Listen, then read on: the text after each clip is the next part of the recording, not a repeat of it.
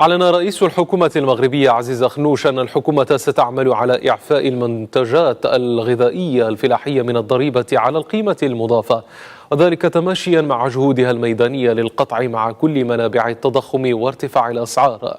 وقد صادق مجلس الحكومة أمس على مشروع مرسوم يقضي بتغيير وتتميم المرسوم الصادر في 31 من ديسمبر 2006 في شأن تطبيق الضريبة على القيمة المضافة المنصوص عليها في القسم الثالث من المدونة العامة للضرائب.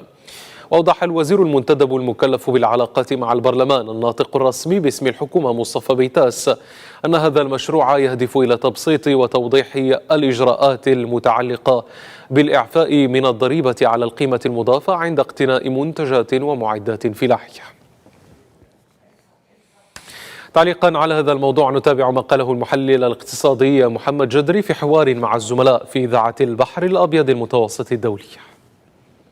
أعتقد بأن الاقتصاد الوطني المغربي يعاني من أزمة تضخم منذ أبريل سنة 2021 والتي وصلت لمستويات قياسية، بحيث أننا اليوم أصبحنا نتكلم عن نسبة تضخم من رقمين والتي أثرت بشكل كبير على القدرات الشرائية للمواطنات والمواطنين، خصوصا ذوي الدخل المحدود والطبقة المتوسطة. أظن بأن هذا الإجراء الجديد اللي قامت به حكومة السي عزيز أخنوش بإعفاء المنتجات الغذائية والفلاحية من الضريبة على القيمة المضافة من شأنه أن يخفف من وطأة ارتفاع أسعار، لأن اليوم هذه المدخلات في المسائل الفلاحية والمنتجات الفلاحية هي تؤدي الضريبة على القيمة المضافة، وبالتالي في نهاية المطاف الزبون النهائي والمستهلك النهائي يؤدي الثمن غاليا. اليوم أعتقد بأن هذا الأمر من شأنه أن يخفف نسبيا، ليس بشكل كبير لكن نسبيا، من وطأة التضخم الذي أثر بشكل كبير على القدرات الشرائية للمواطنات والمواطنين المغاربة. هذا الإجراء يبقى إجراء متأخرا، لكنه كان إجراء ضروريا من أجل كبح جماح التضخم في مستويات